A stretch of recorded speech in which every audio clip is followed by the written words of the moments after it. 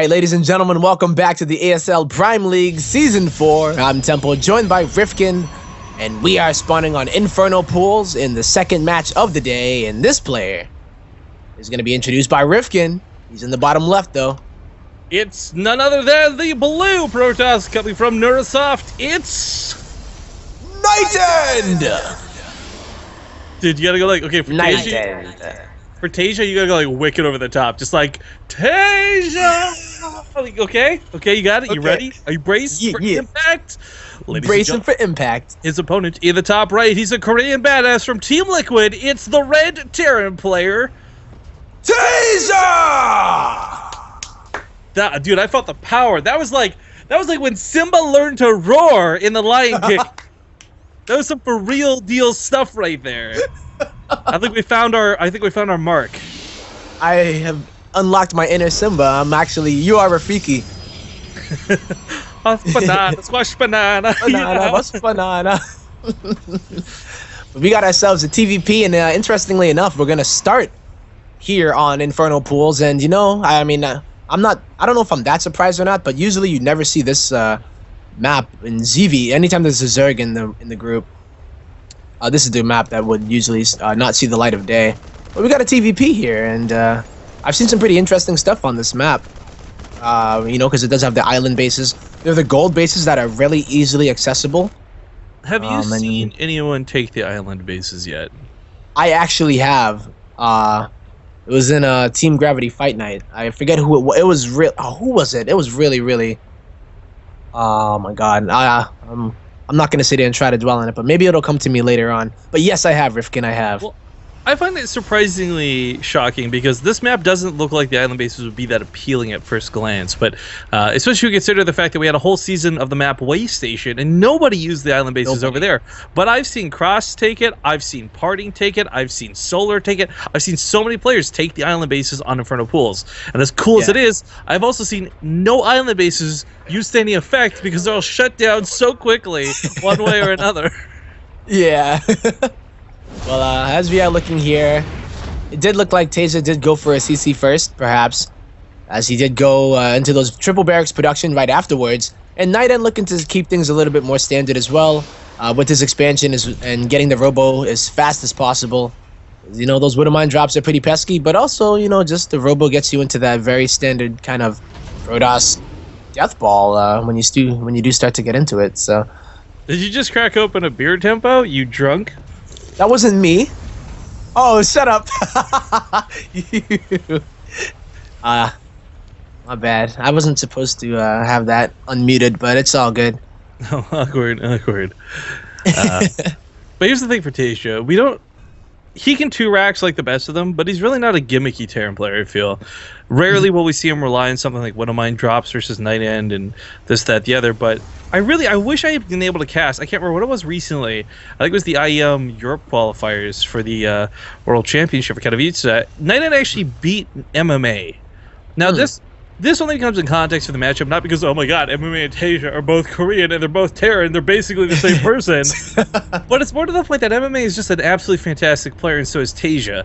So he says it was a bit of luck, a little bit of Protoss being Imba. I don't know if that's the case or not, but NightEnD, for me, he's this player who, once in a blue moon, he actually does play really fantastic.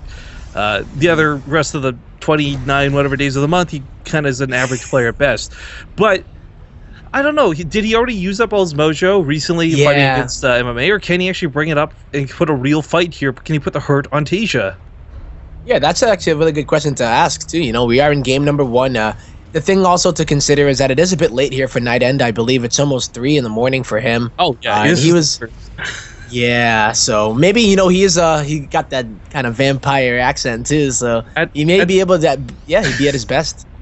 He doesn't even have vampire accent. He's got like a little squeaky dog voice. But Taeja, for those who don't know, in context, it's about 5 p.m. here on the West Coast. That means it's about 10 a.m. in Korea right now. So this is actually not bad. Like, he woke up and started his day with some StarCraft 2. He's got a whole day ahead of him. I doubt he's exhausted.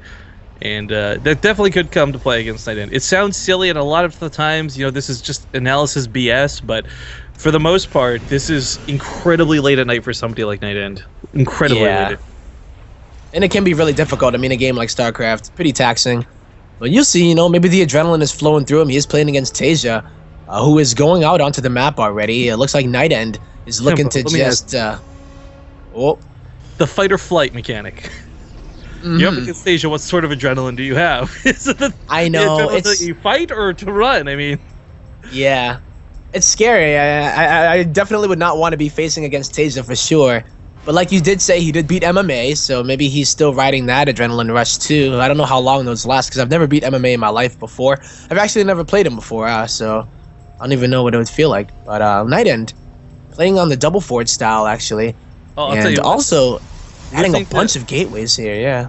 Losing to MMA probably feels a lot less worse than it does to losing to Rifkin. Whoa. I'm still recovering from that one, man. That's cold. Those were unnecessary shots fired. I'm sorry. But NightEnD, he's got a little bit greedy here. Not through economy or anything like this, but he has gone for double forge, double upgrade. We didn't really talk about this till just now, but as a consequence, his army supply is significantly lower than that of Taeja's. And right now, okay, it's small amounts. What's the difference of 10 Marines? Well, that's the Colossus dying or not. There's only going to be about 1 or 2 in play by the time this engagement goes down. And what good are 2 fast upgrades if they only apply to about 3 units? Yeah, his gas is very lacking at the moment because of the 2 base economy and going for such a very tech-heavy opener. He's getting charged as well and just now begun the extended thermal lance. So, yeah, that's never a good thing. You never want to be fighting with those Colossi if there's a heavy Marauder count. But it looks like NightEnD is just kind of splitting up here. He doesn't want to get dropped, which is what Taeja does want to do. But Taeja's already mining from his third. He's getting ready to set this all up for the macro game. And, this is the great positions to do so. It's weird because NightEnD can still pull off something similar to like a 2-base Colossus all-in, right? But with incredibly good upgrades. But instead, NightEnD chooses to go for a third. Now, I don't think this is a bad idea per se, but unlike most other normal maps, you can't easily walk these Colossus from the third to the main to the natural. There's actually quite a bit of walking distance between the 3. So Taeja's going to just go ham with these drops, I feel. Nice cancel to start this off. Yeah, and he knows exactly the position of that army, so he's going to go right into the main. And there's really not a lot here, but yeah, there's the photon overcharge. But I can't reach anything. It's so depressing. He's going to snipe these level 2 upgrades. This is huge. Even though you got Chrono Boost to make up this difference, first one to go down is going to be the weapons upgrade. Not as important as armor, but still a great snipe here out of Taeja. Very nicely done by Taeja. He went for the charge upgrade to NightEnD, so he was not able to blink down and take out that medevac. And yeah, a lot of damage being done here, and this is just pretty much denying NightEnD of his third, getting rid of the tech that he invested so much into. That was going to be kind of his ace in the hole, be ahead in upgrades, but that's not going to happen as much anymore. Taeja's already mining from his third pretty heavily, fully saturated almost, and is getting his 2-2 as well. NightEnD has his upgrades reset. Well, upgrades are certainly a big deal. It's the difference of Zealots taking shots versus not. Sometimes we'll watch Protoss versus Terran, and it does look a little bit in, but Marines take 1,000,000 shots to kill a Zealot, and that's because they got +3 armor plus a Guardian Shield. There's so much damage reduction on that army. But by having that level 2 weapon upgrade denied, it does mean the Colossus aren't going to exactly clean sweep the army. And NightEnd's not invested in Templar too heavily just yet. I mean, there are Templar coming out, but this is for Archons, this is for feedbacks, this isn't for Storms quite yet. Yeah, not just yet. He hasn't got that third base gas just yet, so... excuse me, he's going to have to try to hold on here. It's keeping up, not keeping up in supply, but, for, PVT, obviously we are going to see the Terran supplies start to skyrocket very shortly, but, I mean, how are you going to go ahead and try to get into Storm and whatnot? We're going to see Taeja probably putting on nonstop aggression as soon as he starts to get to that 190-ish supply, and when 2-2 hits as well, is NightEnD going to be able to hold on, despite the fact that he didn't really do the greatest against that first drop, but, he didn't lose much of his army during it, so it was mainly just the tech. So many Marauders in this composition, though. Mm-hmm. If you chew through the Archons and the Zealots, it's going to be clean pickings from that point on out. We do have a scan, not to check the army. He knows what's there. He's looking for the Observer. He wants these Woodamites to be able to connect. Now, the Observer is above his army and sadly doesn't see it just yet, but Ghosts are on the way. EMPs are going to be critical. Until then, Woodamites will kind of act as ghetto EMPs. They deal a ton of damage versus Zealots, and of course, even more so versus the Shields.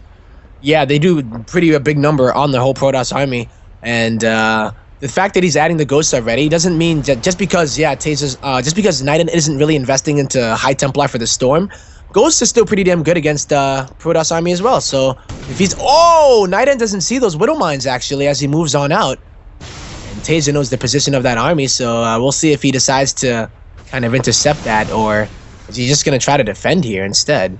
Set up a really nice concave. This fourth is bold. It's really bold. Yeah. He's on location and all that, but more to the point that he hasn't really controlled NightEnD to this point. It is going to be a maxed out army versus a maxed out army, and I think the truth of the matter is, bottom line is that I sell it. Protoss are always going to have a much easier time rebuilding that army than a Terran player. Mm-hmm. But surprisingly enough, despite these Wood Mines, only one worker's been killed so far. Yeah, really nice move actually. NightEnD saw that as they did pick up and go over there. But I mean, Taeja, like you said, that fourth on site, it's a planetary, so it's not that cheeky, right? At least he's not saying, okay, easy imba, I'm just going to go make a command center, not even an orbital here, just because. But he's taking it very seriously, and the fact that Taeja, of course, feels a lot more confident in this stage of the game, where he feels like he can outplay his opponent. But we haven't really seen him try to peel apart NightEnD since the mid-game. I think he's just looking for NightEnD to misstep and catch that army out of position, and just, you know, you've seen it sometimes on both sides of the coin where the Protoss army will just totally obliterate the Terran army, or if the Terran gets really sick EMPs and there's no storms that are dropped and the Vikings just get the Colossi in an awkward position. Taeja, though, looking to perhaps set up for an attack. Everything, though, is a lot easier said than done when it comes to StarCraft 2, though. And we'll see just how this engagement goes down. Does get a couple good EMPs on this front lines. Gets the Colossus with him, too. The Vikings should have no problem wiping these off the map. Damn. But normally I'd say you gotta kite the Zealots underneath it, but he's won this fight so one-sidedly. No kiting necessary. Taeja stands his ground, and Taeja pushes into NightEnd's third base. Already dropping the Vikings, dropping the GG does NightEnD, and Taeja taking a very solid game number 1 on Inferno Pools there.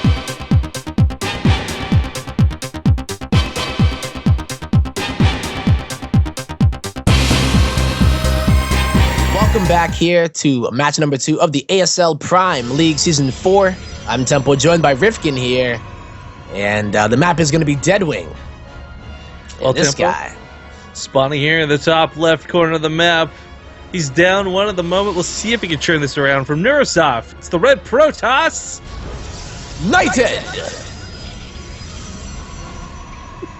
This isn't going to get old for me. I love it. His opponent in the bottom right, representing that wonderful team color blue, playing for Team Liquid. It's Taeja! That time it just sounded like somebody stabbed you, like surprise, you got stabbed. I did it to interrupt you. That way you never see it coming. But here we go again with that CC first here from Taeja. Yeah, this is really hard to punish. This kind of comes back down to what I mentioned before, where maybe NightEnD tries to get a little bit cheesy, but it's a quick CC into 3 racks follow up. Sometimes you throw a gas in the mix, and you'll have enough Marines to deal with 1 Oracle. But that's the problem. That's where the proxy comes in. You'll have 2 Oracles. You'll have 3 Oracles. You have the Void Ray follow up to it. MC is the greatest example of anybody you want to see tear down a high level Terran player with cheese like that. For sure. Excuse me, yeah, and you know Deadwing is actually a pretty damn big map, so you can hide it in various places. But I wonder if that's what we'll see. Tempo? Oh yeah? What makes this map so big? I mean, maybe it's just big boned, you know? It's just true, yeah. Genetics of the map. Genetics. Not all maps are created equal. You can't just be going around calling maps pregnant and shit like that. That's not cool. That's not okay. It's rude. I know, I don't, sometimes I just don't know how to filter, you know? I just let it all out, and I don't really think before I say the things that I say, but yes, maps do have feelings too, and I apologize. No Reddit pitchfork, please, Arena. I hope maps have feelings, so that Overgrowth knows how much I hate it. How much you hate it? Oh my god. And how much, like, I feel like, I feel a little bit bad. I've been going a little overboard lately on cast with this, but fuck Overgrowth. I'm sorry, I just, like, been around too long. I'm so done with you, please. New map pool. See it all the time, every series. I know. Every map pool has it though, right? Like I feel like every single map pool has it. It's like the new Frost. It's been the new Frost longer than Frost was the Frost. Frost wasn't even this bad. I actually think this might be the longest time we've ever had any one map in a season of or seasons of map pools. Yeah. Well, I mean, it would have been nice if it was Foxtrot Labs. I was really hoping they weren't going to, I was like, listen, they got the balls, man. They're going for it. And then they said, you know what? Tempo. Before anything's revealed, call the builds. Go. Whoa. I already looked at it. I I could have not said that, but it looks like it's the very, very same type of stuff that we've seen. Them standards. I'm never a build caller, man. I can't do it, Rifkin. I can't do it, dude. Okay, well, for Knight, I guess here's my better question. I'm sorry, this wasn't just to totally troll you. It's actually segueing into the next point. Do you think he's going to go for something like a 2-base Colossus all in, or do you think we see that tech come out of him? Keep in mind, in Game 1, he played really greedy with those double upgrades. Yeah, that was actually something that was interesting that I saw as well. I'm wondering if he will, though, right? It's cross positions again. So he does have that long walk with the Colossus, and if he were to do it, he's pretty much dedicated to it. And the reinforcing Colossus that would probably meet up with the army, it would probably take a few years to get there, but we'll see exactly if he does that, you know? I'm wondering if he will do something different, right? Like, if he goes for the same exact thing in the same similar positions on not equally big... I don't know, is it as big as Inferno Pools, or is Inferno Pools bigger? I don't know, They're just both really freaking big. Face on it. That's all I remember. Yeah, they're both really big maps, you know? And I feel like if he goes for the same kind of strategy, he's just gonna fall apart, you know? It's just, I wouldn't hope that he would do it, so... Well, okay, so... In seriousness, though, if it is going to be 2-base Colossus, that's kind of what it looks like it's gearing towards. I mean, there's double forges, so maybe he'll vary it slightly. But let's say it is 2-base Colossus, just for the time being, hypotheticals. Yeah. Taeja has got this really cool ability to just know what's coming a lot of the time without scouting. And this isn't because he's a cheater or anything. It's always about the lack of information. Like, you walk to the front of the base, you see only 3 stalkers and no sentries. It's not some sort of bunker bust. So if he realizes this is the case, last time he was a little bit late to the Vikings, but he did go for double Viking production. He very well may do the exact same moves again and be very well prepared for whatever NightEnD throws his way. For NightEnD to go for these double upgrades, I don't think that's bad, but that's so much gas he's investing here in the early game. These 1-1, like, if you just go for armor instead, that's what allows you to go for something like Storm behind it, the old school builds. But because he doesn't want to go for Storm, he goes for these upgrades, and we'll see if that costs him. Whoa. Yeah, I mean, you know, this map is a bit easier if you do take that base that he's looking to take. He's not going to get as a... No, he's in Thermal Lance. He's going to try and catch that Colossus. Oh, no. That Colossus is... That Time Warp was actually pretty critical. He gets the Mothership Core for it. Now the Marauders stuck fighting on the front lines, but running those Marines away, trying to keep them alive. Maybe trying to hit that probe. Nah. Wow, really nicely done there. Actually, that Colossus was very brave. You know, not even going up to the high ground. I wasn't sure if Taeja was just going to go in for it. He kind of had some hesitation there what he was shooting at. So that's actually really nice there for NightEnD. Yeah, much better. And if he's able to secure the same kind of strategy that he was going for and is comfortable and doesn't take the damage on his forge, you know, gets a secure third and is able to defend his main, then maybe it will be good. You know, I guess maybe Inferno Pools was a bit more difficult to do that just because of how easy it is to go from that first... the main to the third. I'm thinking here, so. Well, it's 2-base versus 3-base at the moment, so it's not about whether NightEnd's ahead or not, so much as whether Taeja's ahead. I feel. Yeah, I mean, it's looking pretty good. The way that Taeja's playing it is once again just the same kind of way, just his bread and butter. Just go and get the information, see what he has at the front. If he can expose or if he can punish it, he'll go for it. And that's what he tried to do there for a bit. There was no extended thermal lens, like you said. But once again, we're seeing this third coming out from Taeja. And I wonder what the timing that NightEnD does like to take his third on. But you know what? You may be right as well. If he doesn't take it, make it look like he's going for the third and then do that kind of 2-base Colossus all-in, making it seem exactly the way that it was before, but then throwing in a huge curveball, you know? The problem with Protest, though, is like, well, there's a lot of really cool ways to actually like juke out your opponent, build, cancel, fake, things like this. You watch a player like Hearthstone in contrast to somebody like NightEnD. You can see very clearly there's a very distinct difference between the two, and one of them is the ability to hide/maneuver information. NightEnd's not trying to hide anything. He's just, Taeja, look at me. I'm going for Colossus. I got these upgrades. Deal with me or not. I mean, this is what I'm doing. It looks like he did want to try to take that third. A little bit scared because the bio's right there, but... I don't know, charge lots, Colossus. He should be able to hold. Yeah. I'd be very sad if he actually lost anything to these drops. Maybe a couple of that's stalkers, of course. 4 medevac drop, though, you know. The main is doesn't really have that many units here. But like you said, charge is already done. He doesn't have an observer out here either, which kind of sucks. So he won't know the precise move-out timing. The pilot's position on the ledge are actually really nice for this, but he'll distract here in the natural. NightEnd's going to look... You look right, and I go left. Kansas Yep, City this can be so Shuffle. frustrating to deal with. But it looks like he is a bit ready. But is there the bio going to be able to get down in time? The Colossus gets focused down immediately. But they are right in the claws of those Zealots. But they don't even give a damn. These Marines are just like badasses meleeing with their rifles here. Right, but while this went on, the natural base got a little bit devastated, and NightEnD, he felt the burn on that pullback. So about 6 workers go down, not the biggest deal, but there's a lot of lost mining time to be off those minerals for almost 1 full minute. Not to mention the fact that he's still dealing with what's going on in the main. He can't pull the Colossus back. The second he does, the drop unloads once again in the naturals. So the poised threat of Taeja, really scary to deal with. Yeah, and he's Also, already Marina. mining there too. Like, he's just getting ahead while he does this, keeping NightEnD busy, not allowing him to mine even from his natural with that. Look at this one bat. Oh, he's dead now. Rip. But the fact that NightEnd's not mining comfortably from his third, he's not mining at all. He's about to just start, and he Yeah, look can't at mine his comfortably broke from count. his It's horrible. natural. So, yeah, I mean, But this is Taeja kind of is what up I want to to stress. 67 workers? Yeah, but that's the thing. NightEnd's at 48 workers, but only lost 6. He just didn't have the production while this was going on. Focused perhaps a little too much on Colossus or trying to where guess where Taeja is, but he's still down in army value. This is gonna be a hard. This is gonna be a hard hold. If he can wait till Yes. Storm's out, he'll be okay. But Storm's so far away. It is really far away. Just a quarter done. Probes may even have to come off the line here just because, but that would even put NightEnD more behind. Oh, Here comes the Widow Colossus, though. Oh, Widow the mines mines are spread, gorgeous.